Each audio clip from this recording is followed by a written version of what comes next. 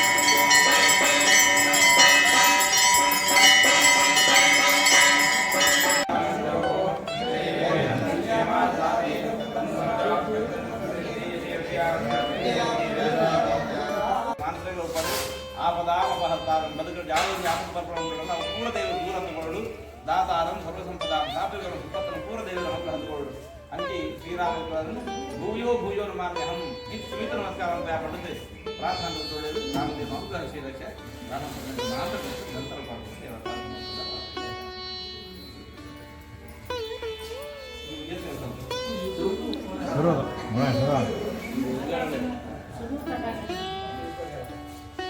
ನೋಡಿದ್ರೆ ಅವರ ಆಶೀರ್ವಚನ ಎಲ್ಲ ಕೇಳ್ಕೊಂಡು ಬಂದಿರ್ತಾನೆ ನೋಡಿ. ಇವಾಗ ನಾನು ನಿನ್ನೆ ಮಾಡಿದೆ ರಾಮನವಮಿಗೆ ಮಾಡಿದೆ ಪಾನಕ ಮತ್ತು ಕೋಸಂಬರಿ ತೋರಿಸ್ತಾ ಇದ್ದೀನಿ.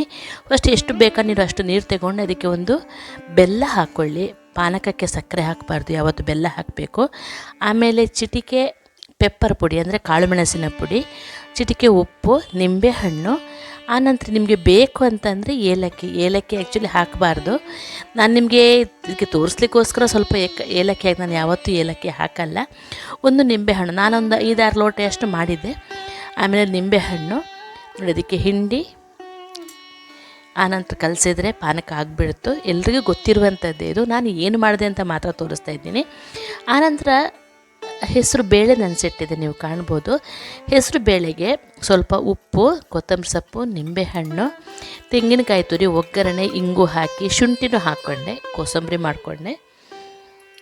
ನೀವು ಹೇಗೆ ಆಚರಿಸಿದ್ದೀರಾ ರಾಮನವಮಿನ ಅಂತ ಹೇಳಿ.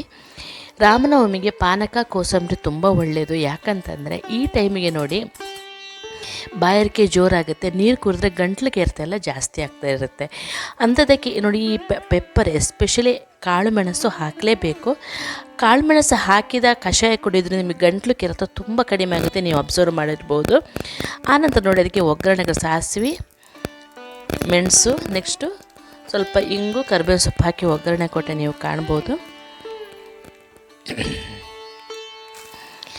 ಈ ಥರ ಮಾಡ್ಕೊಂಡು ಬೇಸಿಗೆ ಆಗುವ ಪ್ರಾಬ್ಲಮ್ಗೆಲ್ಲ ಈ ಕೋಸಂಬರಿ ಮತ್ತು ಪಾನಕ ನಿಮಗೆ ಹೆಲ್ಪ್ ಆಗುತ್ತೆ. ನೀವು ಅಬ್ಸರ್ವ್ ಮಾಡಿಬೇಕಂದ್ರೆ ಸೀಸನ್ ವೈಸೇ ಇದಾಗಿರುತ್ತೆ.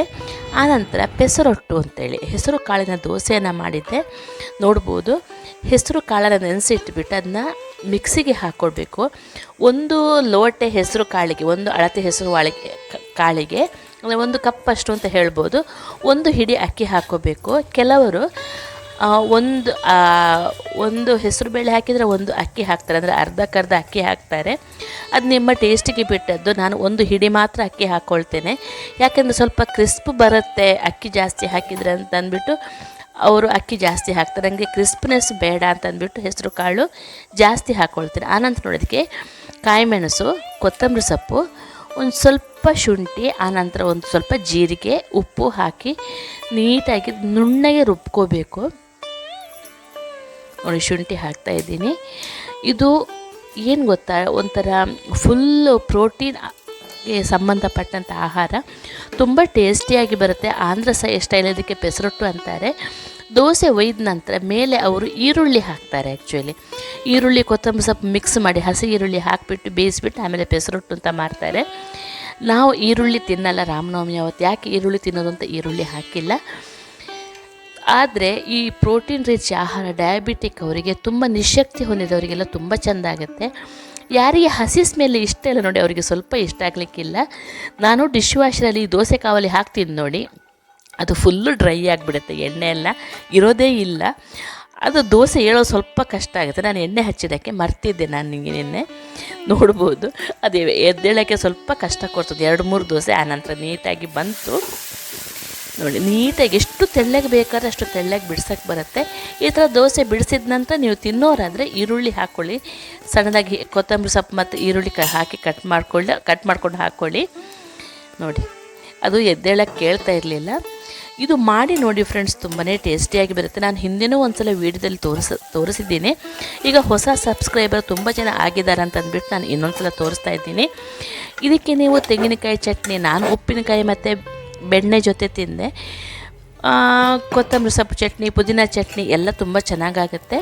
ನಾನು ಮೊನ್ನೆ ಮಾಡಿದ್ನಲ್ಲ, ತೆಂಗಿನಕಾಯಿ ಹಾಕದೆ ರಿಫೈನ್ಡ್ ಆಯಿಲ್ ಹಾಕಿ ಪುದೀನ ಚಟ್ನಿ, ಅದೆಲ್ಲ ತುಂಬ ಚೆಂದ ಆಗುತ್ತೆ. ಇದಕ್ಕೆ ಹಸಿ ವಾಸನೆ ಇಷ್ಟ ಇಲ್ಲದವರಿಗೆ ಮಾತ್ರ ಸ್ವಲ್ಪ ಇಷ್ಟ ಆಗೋದಿಲ್ಲ. ಇದು ಸ್ವಲ್ಪ ಹಸಿ ಸ್ಮೆಲ್, ಹೆಸರು ಕಾಳು ಸ್ವಲ್ಪ ಹಸಿ ಸ್ಮೆಲ್ ಇರ್ತಾನೆ, ಅದಿರುತ್ತೆ. ನೋಡ್ಬೋದು ನೋಡಿ, ದೋಸೆ, ಕೋಸಂಬರಿ, ಆನಂತರ ಉಪ್ಪಿನಕಾಯಿ. ನಾನು ಹಿಂಡಿ ಮಾಡಿದ್ನಲ್ಲಮ್ಮ, ಅದು ಉಪ್ಪಿನಕಾಯಿ ಜೊತೆ ತಿಂಡಿ ರೆಡಿ ಆಯಿತು ಬೆಳಗ್ಗೆದ್ದು.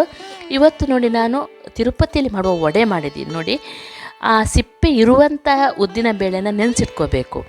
ನೆನೆಸಿಟ್ಕೊಂಡು ಅದನ್ನ ಸೋಸಬೇಕು, ನೀರು ಚೂರು ಹೋಗೋದು ಬೇಡ. ಅದನ್ನ ಮಿಕ್ಸಿಗೆ ಹಾಕಿ ತರಿಯಾಗಿ ರುಬ್ಕೋಬೇಕು. ನೀರು ಹಾಕದ ಕಾರಣ ಜಾಸ್ತಿ ನುಣ್ಣಗೆ ರುಬ್ಬಕ್ಕಾಗಲ್ಲ. ಇದು ತರಿ ರುಬ್ಕೊಂಡು ಆನಂತರ ಅದಕ್ಕೆ ಮಸಾಲೆ ಹಾಕ್ತಾ ಬರೋಣ ನೋಡಿ.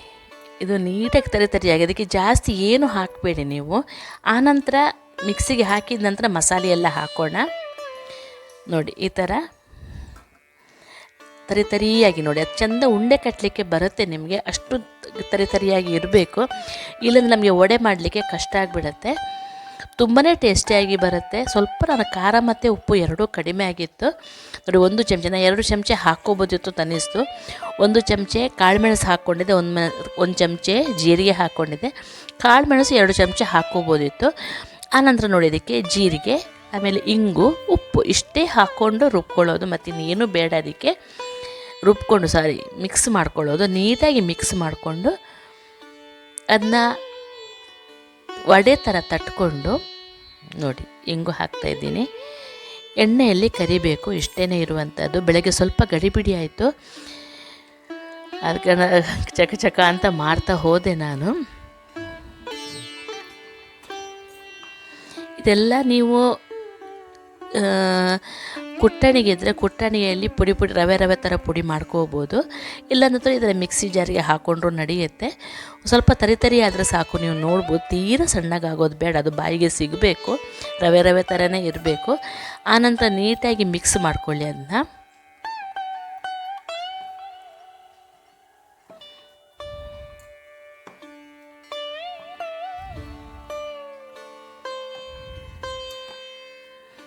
ನಾನು ಉದ್ದಿನ ಕಾಳು ತಂದಿಲ್ಲ, ಉದ್ದಿನ ಸಿಪ್ಪೆ ಇರುವಂಥ ಬೇಳೆನೇ ತಗೊಂಡ್ಬಂದಿದ್ದೆ ನೋಡಿ. ಆನಂತರ ನೋಡಿ, ಈ ಥರ ಬಾಳೆ ಎಲೆಗೆ ಎಷ್ಟು ಉಂಡೆ ಬೇಕು, ಒಂದು ಸ್ವಲ್ಪ ದೊಡ್ಡದೇ ಇರಲಿ ಉಂಡೆ, ತೀರಾ ತೆಳ್ಳಗೆ ಬರೋದಿಲ್ಲ, ಸ್ವಲ್ಪ ದೊಡ್ಡದು ಇರುತ್ತೆ ಇದು ನೋಡಿ. ಎಣ್ಣೆಯಲ್ಲಿ ಬಿಸಿ ಎಣ್ಣೆಯಲ್ಲಿ ಬಿಟ್ಟು ಅದನ್ನ ಸ್ಲೋವಾಗಿ ಕಾಯಿಸ್ಕೊಳ್ಳಿ.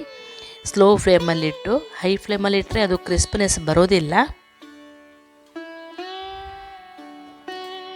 ನೋಡಿ. ಆಗೋಯ್ತು. ಈ ಥರ ಕೆಂಪಾಗುತ್ತೆ, ಗೋಲ್ಡನ್ ಬ್ರೌನ್ ಬರೋ ತನಕ ಅಷ್ಟು ಕಾಯಿಸಿಬಿಟ್ಟು ತೆಗೀರಿ. ಹೇಗಾಯಿತು ಅಂತ ಹೇಳಿ ಫ್ರೆಂಡ್ಸ್. ಈ ವಿಡಿಯೋ ಇಷ್ಟ ಆದರೆ ಲೈಕ್, ಶೇರ್, ಕಮೆಂಟ್ಸ್ ಮಾಡೋದನ್ನು ಮರಿಬೇಡಿ. ಸಬ್ಸ್ಕ್ರೈಬ್ ಮಾಡ್ಕೊಂಡು ನೋಡಿ ಆಯಿತಾ. Thank you for watching. ಜೈ ಶ್ರೀರಾಮ್.